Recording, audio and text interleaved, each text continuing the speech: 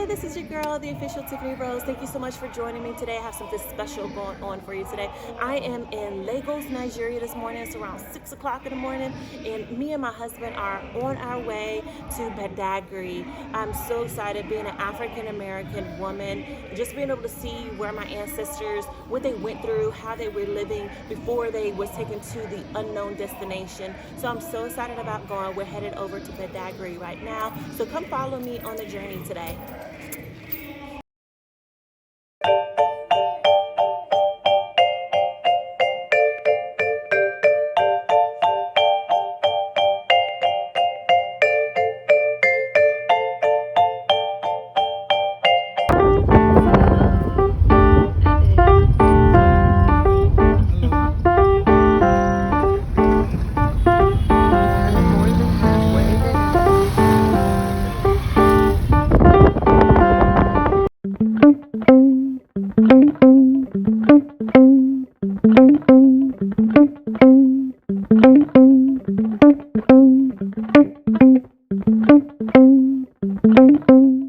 Alright, so we have finally made it here. It's 10 minutes after 10, and we are at the 16th century monuments, and so we're going to be going on the tour. So I am so excited.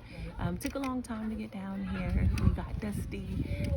We've seen a lot of different things, but I'm so excited to be here, and I already feel so connected to my ancestors right now.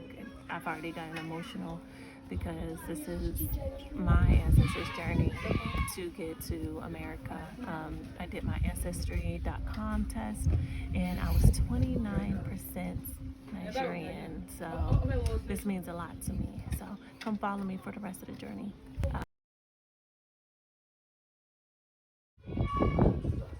Alright, so we have some other sites here in Badagry, so like the Agia Monument, that was where Christianity was proclaimed in Nigeria. We have the first primary school in Nigeria. Then we have the Vlekete Slave Market. That was a market which they normally sell about 300 slaves in every market day. It's also a sightseeing. The early missionary cemetery also is also a sightseeing. So if you also wish to get to those places, so maybe after the main tour, we'll not go around to those places. Okay. All right, that is if you wish to. Okay. So Okay. Let's see if we can stick hook up with our time. Yes. okay, Okay. okay. All right. We're Alright, so going. are you ready now? Yes, we're ready. So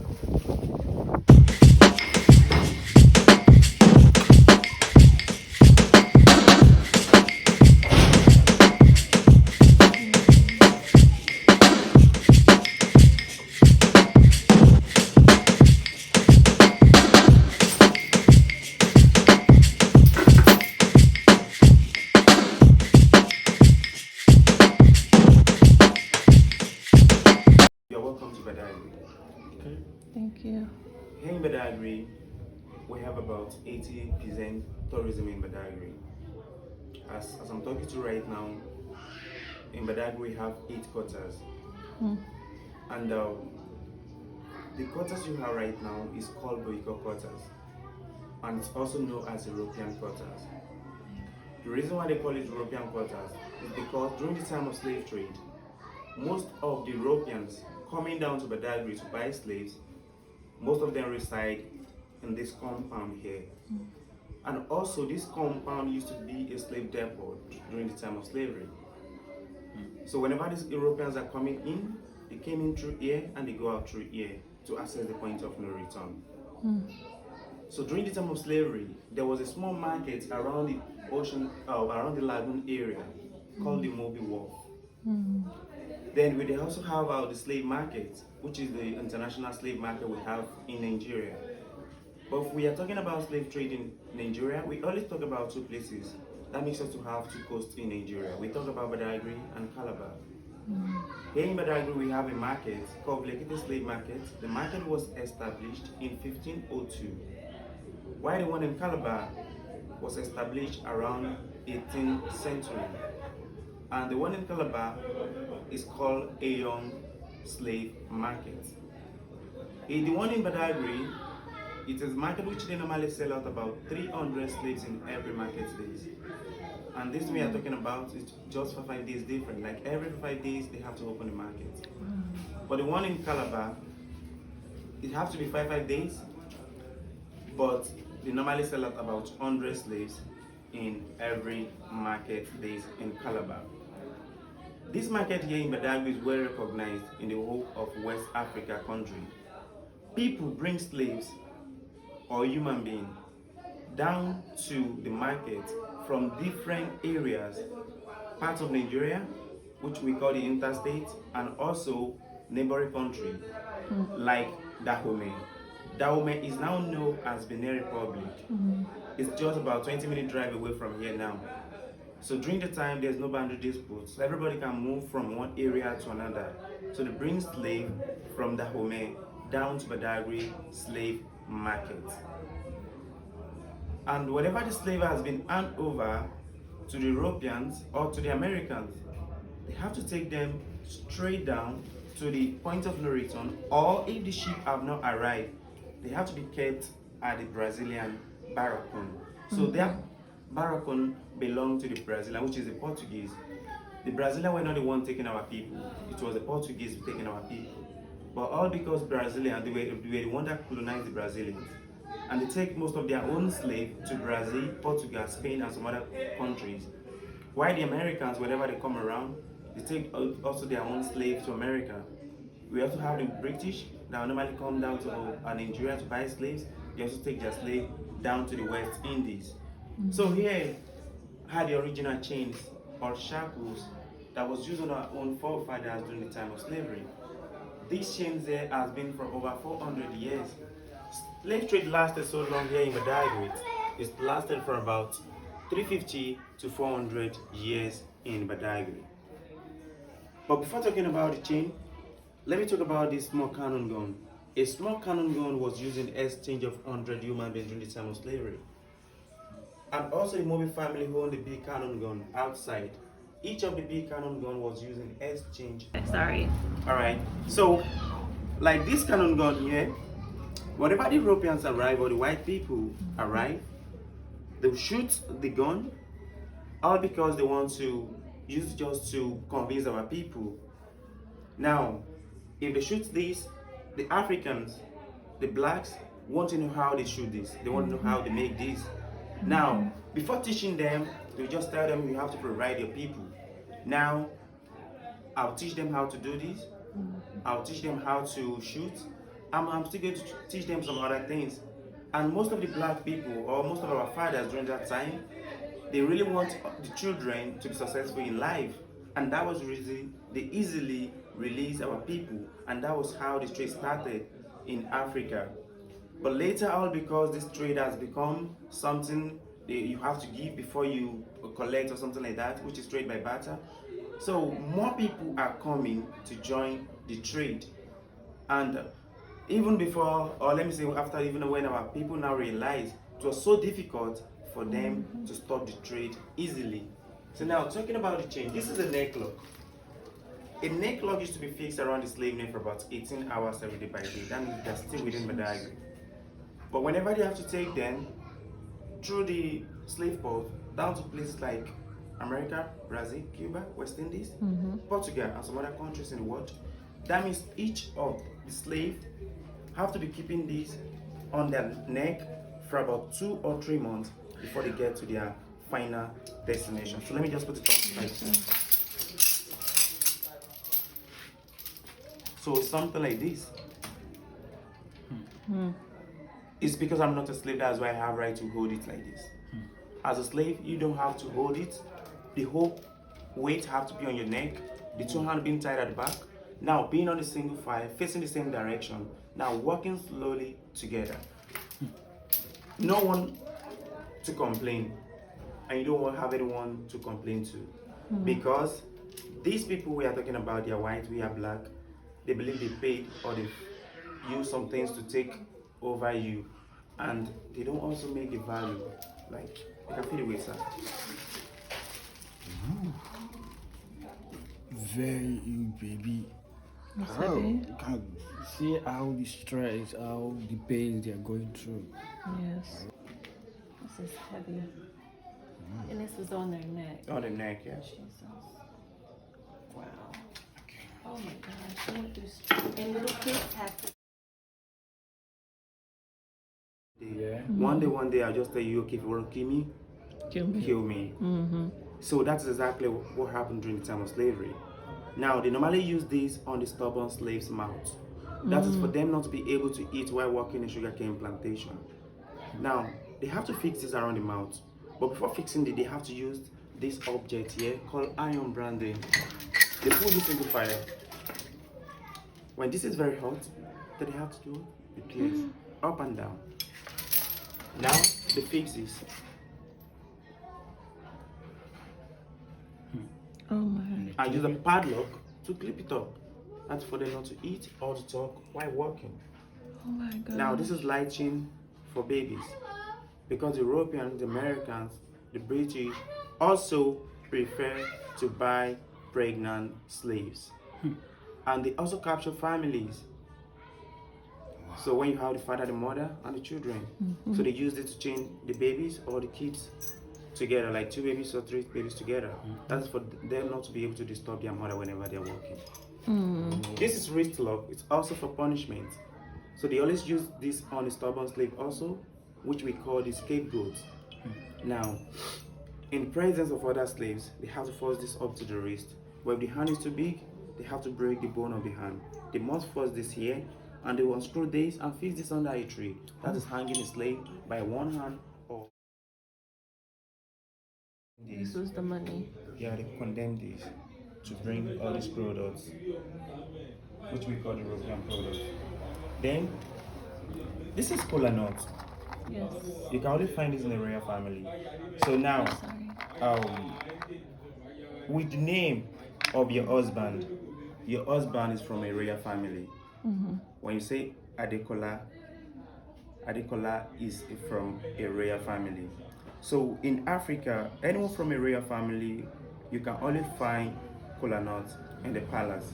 You see kola nut, alligator pepper, and some other things, or bitter cola. Now, this Mobi family is a royal family also. During the time of slavery, the man buried here, he used to be the one which normally offer the white people kola nut. Like whenever they come around, you always like, wow, Emobio, my white friend take cola. You always like Emobio, Emobio gel. So from saying Emobio, gel, the white people now nicknamed him. They started referring him. Whenever they get over, they say, when you get to Nigeria, acts of Mobi. So I understand that people could not even pronounce his name.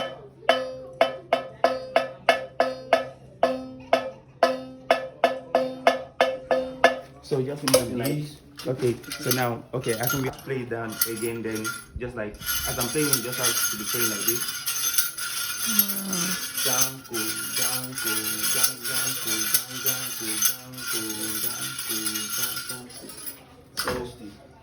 But it must be the women who marry from this family. The women who marry from this. So let's say you're from this family now. Your wife, she has to be among the people beating this whenever they want to beat.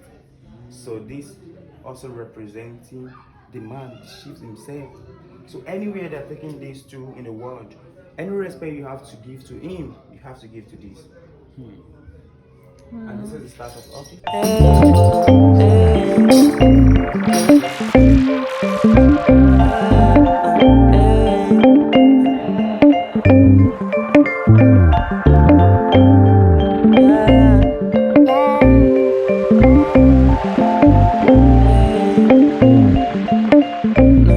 When he signed the treaties in 1852, it takes the Badagry to stop that trade, and the people bringing slaves, it takes them another 30-something years before they could stop.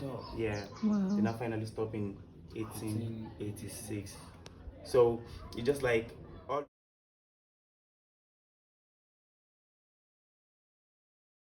So baby, how do you feel?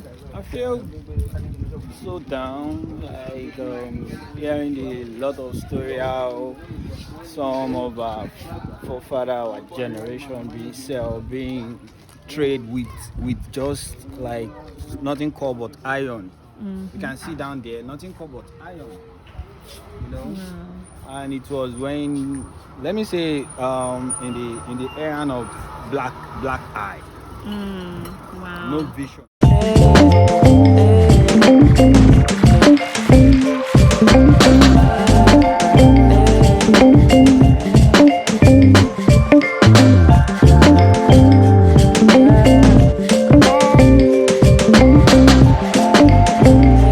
And negotiate with European for mirror and bait.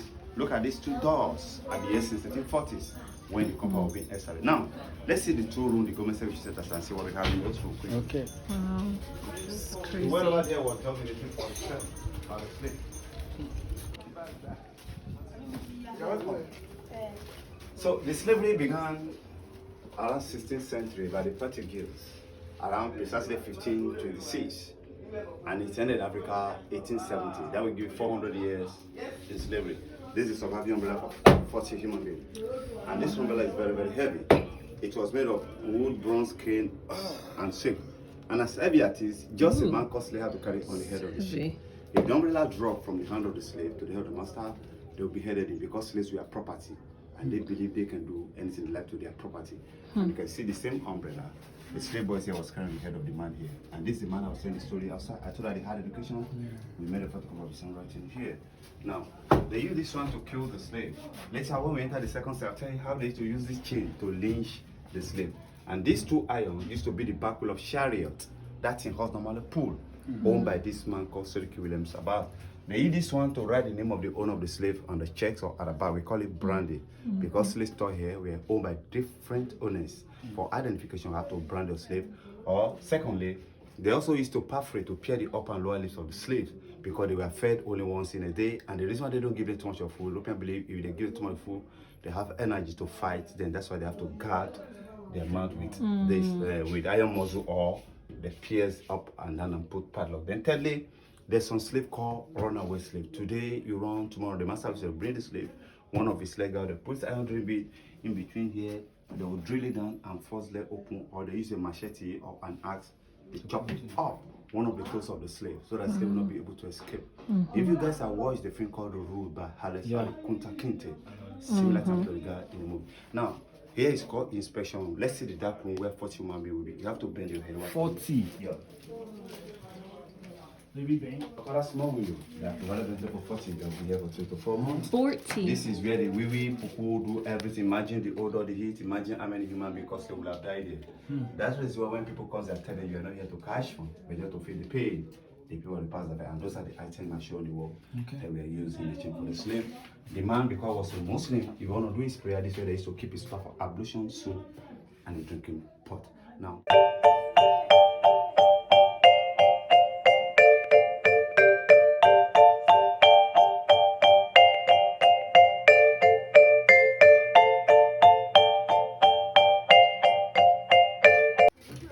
So what we are doing here, we are showcasing this clothing on this dummy or mannequin. This clothing.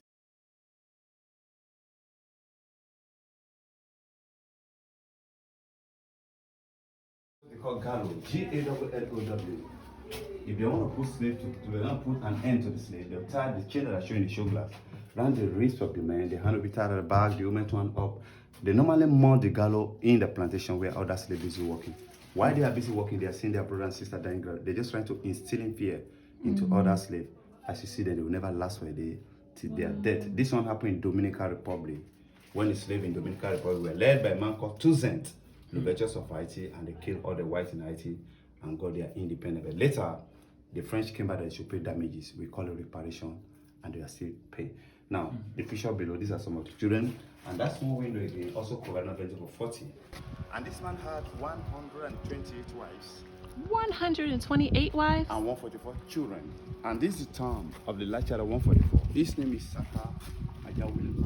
He was born 1913 in the 1980s. So, you're welcome. I don't have any. He died when I was born. 1987. Yeah, the last child. Yeah, that was the last child. He This born is in where he was buried. 1913. He died 11 June 1919. Got it. 1919. And this was His given last child. 1913. And he died in 1987. That was Wow. So you're That's why I welcome. said it was my year. Thank you for coming. Wow.